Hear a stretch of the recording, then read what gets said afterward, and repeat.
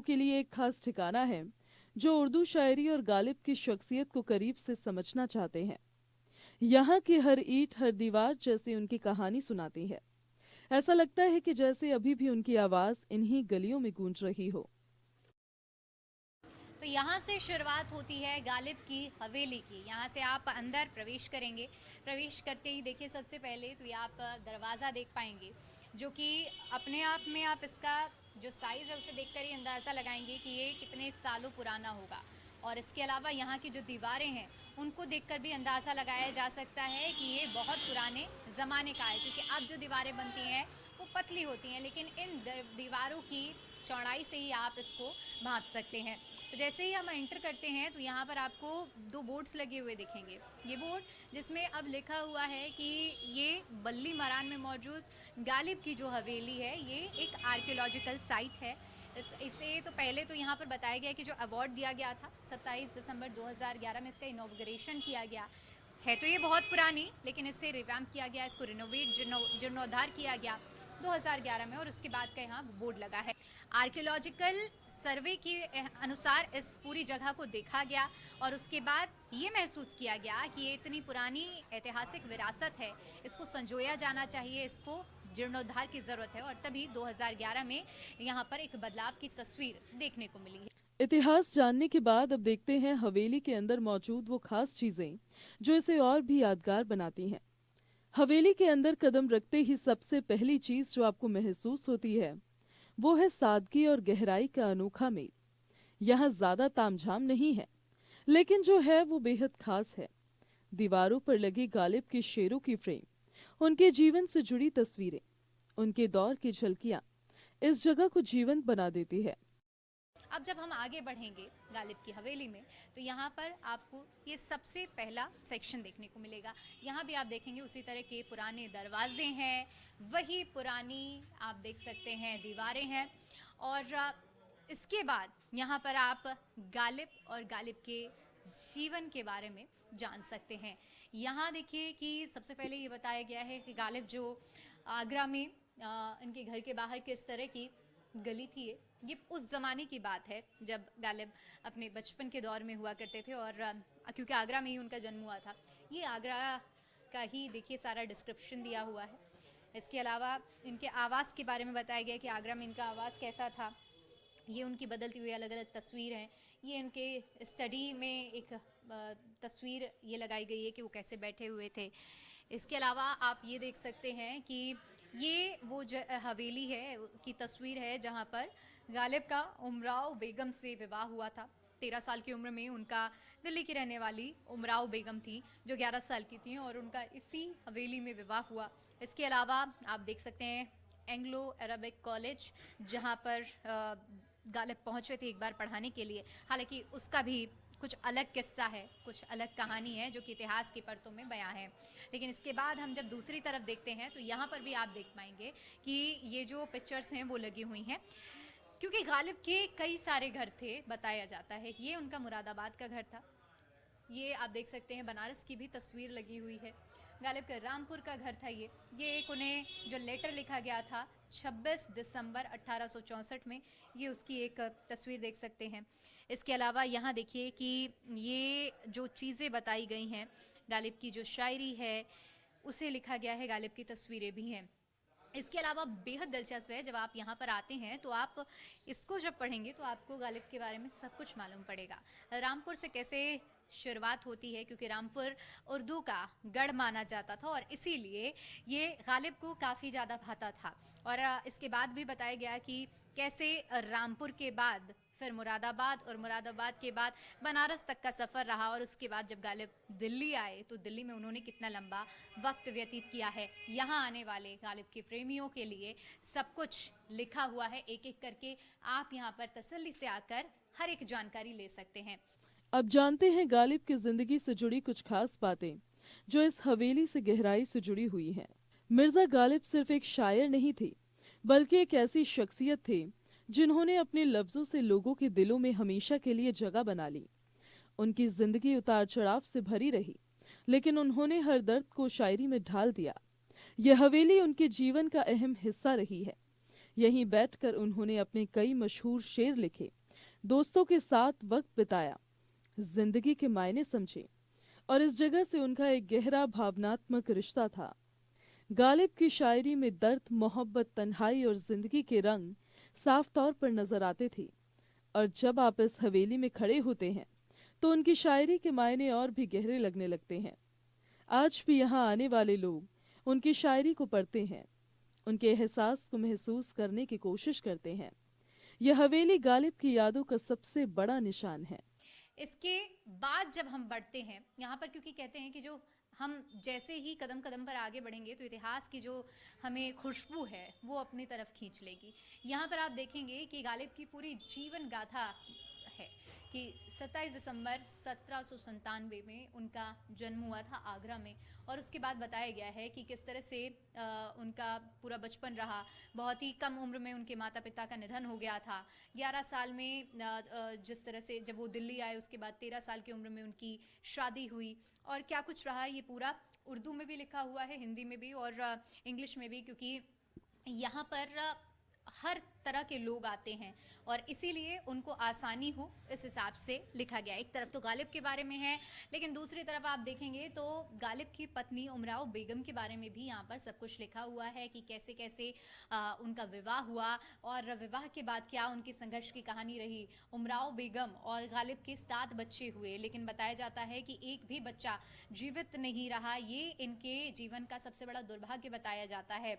और ये भी बहुत ख़ास बात इसमें लिखी हुई है कि उमराव बेगम जो कि गालिब की शायरियों को बिल्कुल पसंद नहीं करती थी, लेकिन क्योंकि वो पतिव्रता थी, यहाँ आप देख सकते हैं, इसलिए अपनी ज़ुबान पर शिकायत का उन्होंने कभी भी एक शब्द नहीं लाया। लेकिन ये ज़रूर स्पष्ट है कि उनको गालिब की कोई भी शायरियाँ ना तो समझ में आई और ना पसंद आई। अब जब आगे की हम तस्वीर आपको दिखाते हैं तो देख सकते हैं आप, मिर्ज़ा गालिब की ये स्टैचू बनाई गई है। इसके बगल में आप देख सकते हैं यहाँ पर मिर्ज़ा गालिब के बारे में पहले सब कुछ लिखा गया है कि ये 2010 में इसको यहाँ लगाया गया था। तब तत्कालीन मुख्यमंत्री शीला दीक्षित थी। इसके अलावा आप ये 2 बुक देख पाएंगे। हालांकि यहाँ रखा हुआ कोई भी सामान गालिब का नहीं बताया जा रहा है, लेकिन उस ज़माने का पुराना सामान है। इन पुस्तकों में दिखाया जा रहा है कि कैसे कैसे शेर व शायरियाँ लिखी हुई हैं। इन्हें एक विरासत के तौर पर यहाँ पर संजोया गया है। इसके साथ ही आप देखेंगे तो यहाँ पर एक कॉस्ट्यूम भी लगाई गई है जिसे ओरिजिनल अटायर बताया गया है। हालांकि जो जानकारी मिलती है कि ये जो यहाँ पर चीज़ें लगाई गई हैं असल में सिर्फ एक शोपीस के लिए लगाई गई हैं। उस वक्त जो गालिब ने कपड़े पहने थे ये उनके कपड़े नहीं है। इसी तरह उमराव बेगम का भी देख सकते हैं जो गालिब की पत्नी थी, उनका भी यहाँ पर जो कपड़े हैं वो लगे हुए हैं। पीछे आप ये देख सकते हैं जो दीवार है, यहाँ पर बताया जाता है कि सिर्फ जो दीवारों में एक शेपिंग की गई है, यहाँ पर किसी भी तरह से इन दीवारों को तोड़ा नहीं गया है। तो अगर आपको कुछ यहाँ पर असलियत देखनी है और कुछ महसूस करना है तो उसके लिए आप इन दीवारों को देख सकते हैं। ये दीवारें ही हैं जो अपने अंदर वो तमाम शेर व शायरियाँ संजोए हुए हैं और तमाम शेर व शायरियों की जो कहानी है वो आप इसके अंदर देख सकते हैं। इसके अलावा जब हम आगे बढ़ते हैं तो इस हवेली का ये दूसरा हिस्सा है और इस हिस्से में वो तमाम चीज़ें हैं जिन्हें अब तक आपने नहीं देखा है। हम आगे बढ़ेंगे तो पूरे इस गालिब की हवेली में हमें इसी तरह की शेर व शायरियाँ जो उनकी ओर से कही गई थी, लिखी गई थी, जो मशहूर शेर व शायरियाँ हैं वो हर गज़ल यहाँ पर लिखी हुई है।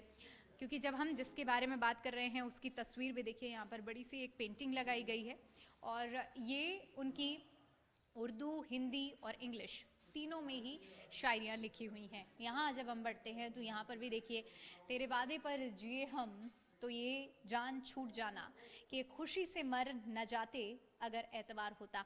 समझना बहुत मुश्किल होता है, लेकिन एक लेखक जब अपनी भावनाओं को लिखता है तो वही समझ पाता है कि आखिर इसके पीछे की क्या कहानी और क्या भावनाएं रही हैं। इसी तरह गालिब की आप जहाँ भी जाएंगे इस जगह पर आपको सिर्फ और सिर्फ शेर व शायरियाँ यहाँ देखने को मिलेंगी और कुछ ऐसी चीज़ें हैं जो तब के ज़माने की बहुत पुरानी रही हैं। ये आप देख सकते हैं, ये वही 64 है जिसका जिक्र महाभारत में हुआ था और उस ज़माने में इसका बहुत महत्व हुआ करता था, खेला जाता था इसे। तो यहाँ इसको भी रखा गया है एज आ शो पीस, आप समझ सकते हैं, जो लोग आएँ और इस चीज़ को महसूस कर सकें।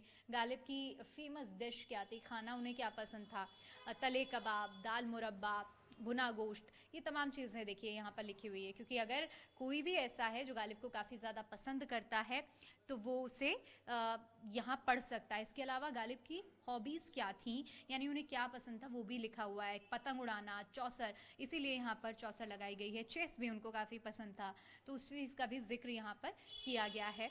अब जब हमने चेस की बात की है तो देखिए ये चेस भी यहाँ पर रखा हुआ है और इसे भी हम देख सकते हैं कि उस ज़माने की एक साइन के तौर पर रखा गया है।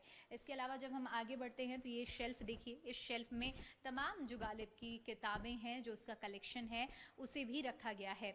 यानी कुल मिलाकर जो यहाँ पर आ रहा है वो एक छोटी से छोटी चीज़ों को यहाँ आने के बाद, देखने के बाद इसे महसूस कर सकता है इन किताबों के ज़रिए। अब जब हम आगे बढ़ते हैं तो देखिए यहाँ पर जो कहानियाँ हैं वो इसी तरह से आपको छोटी छोटी चीज़ों में देखने को मिलेंगी। ये भी एक किताब है जो उसी ज़माने की है, जिसमें उर्दू में चीज़ें लिखी गई हैं। आप इसके टेक्सचर से ही देखकर अंदाज़ा लगा सकते हैं कि ये कितनी पुरानी हो गई है। एएसआई ने तो अब सब चीज़ों को संजो दिया है। एक वक्त था जब यहाँ पर जो चीज़ें थी वो खुली थी और इसीलिए ज़रूरी था कि इस विरासत को एक अलग रूप दिया जाए। ये देखिए, आप देख सकते हैं कि ये वो बर्तन है, इसमें साफ लिखा हुआ है कि are not original but typical vessel use during Mirza Ghalib period. ये बताया गया है कि ये ओरिजिनल तो नहीं है, लेकिन बताया जा रहा है कि उसी दौरान ये यूज़ होने वाले ये बर्तन थे, जिसे अब देखिए बंद किया गया है ताकि ये चीज़ें ऐसी रहें और इसी तरह से संजोई जा सकें। यहाँ देखिए उनके जो थॉट्स और सारी चीज़ें लिखी हुई हैं और ये बहुत महत्वपूर्ण हो जाता है। यहाँ पर देखिए बताया जा रहा है कि 1995 में यहाँ पर फैक्ट्री हुआ करती थी और अब इसे जब एएसआई ने पूरी तरह से इसका जीर्णोद्धार किया है तो देखिए यहाँ पर स्टैचू लगा दिया गया है और ये देखिए हुक्का पीते हुए, क्योंकि अगर हम इसे पुरानी परंपरा से जोड़ा जाए, देखा जाए तो ये स्टैचू लगाया गया है। इसी तरह जब हम आगे बढ़ते हैं तो यहाँ पर उर्दू की किताबें हैं और वो ढेरों कहानियाँ हैं, ढेरों किस्से हैं जिसे आप यहाँ आने के बाद महसूस कर सकते हैं। कुछ यहाँ पर ये भी लिखा हुआ है कि किस तरह से जो उर्दू लवर्स थे उन्होंने क्या कुछ अब तक अपना योगदान दिया है। उर्दू में लिखा हुआ है यहाँ पर गालिब और उर्दू को चाहने वाले जो विदेशी हैं उनके बारे में यहाँ कहानियाँ हैं और किस्से हैं। यानी कि आप यहाँ पर आते हैं तो यहाँ आप गालिब के जीवन से जुड़ी जुड़ी छोटी से छोटी और बड़ी से बड़ी चीज़ों को महसूस करते हैं, क्योंकि कहा जाता है और लोग यहाँ पर कहते हैं कि यहाँ आने के बाद उन्हें शांति और सुकून का अनुभव होता है और यही वजह है कि यहाँ आने के बाद थोड़ी देर तक लोग शांति का एहसास करने के लिए बैठते भी हैं। अब जानते हैं आज के समय में ये हवेली लोगों के लिए इतनी खास क्यों बन गई। आज के दौर में ये हवेली सिर्फ इतिहास का हिस्सा नहीं बल्कि एक सांस्कृतिक पहचान बन चुकी है। यहाँ रोजाना देश विदेश से लोग आते हैं गालिब की जिंदगी और उनकी शायरी को समझने के लिए। ये जगह छात्रों, साहित्य प्रेमियों और पर्यटकों के लिए एक खास आकर्षण है। यहाँ आकर लोग सिर्फ तस्वीरें नहीं खींचते बल्कि कुछ देर रुककर उस दौर को महसूस करने की कोशिश करते हैं। इस हवेली को एक छोटे से संग्रहालय की तरह भी विकसित किया गया है, जहाँ गालिब की जिंदगी से जुड़ी कई चीजें दिखाई जाती है। मिर्ज़ा गालिब की ये जो हवेली है, इसके रखरखाव करने के लिए जो यहाँ की केयर टेकर हैं मुस्तफ़ा जी, उनसे भी हम बातचीत करते हैं, उनसे जानते हैं, क्योंकि वो दिन भर यहाँ रहते हैं, लोगों से मिलते हैं जो यहाँ पर आते हैं और उनका खुद का भी शेरों शायरियों के तरफ बहुत झुकाव रहा है। तो चलिए इनसे भी बातचीत करके जानते हैं। ये बताइए कि यहाँ जो लोग आते हैं सबसे पहले तो उनका क्या एक्सपीरियंस रहता है? यहाँ लोग आते हैं, बहुत शौकीन लोग आते हैं जो शायरी के शौकीन हैं और बहुत अकीदत करने वाले लोग आते हैं। यहाँ पे ऐसे ऐसे लोग आते हैं जो चप्पल पहन कर अंदर नहीं आना चाहते और यहाँ आके बड़ा खामोशी से 2-2 4-4 घंटे यहाँ बैठ कर जाते हैं, टाइम गुजार कर जाते हैं, शायरी को समझते हैं, शायरी पढ़ते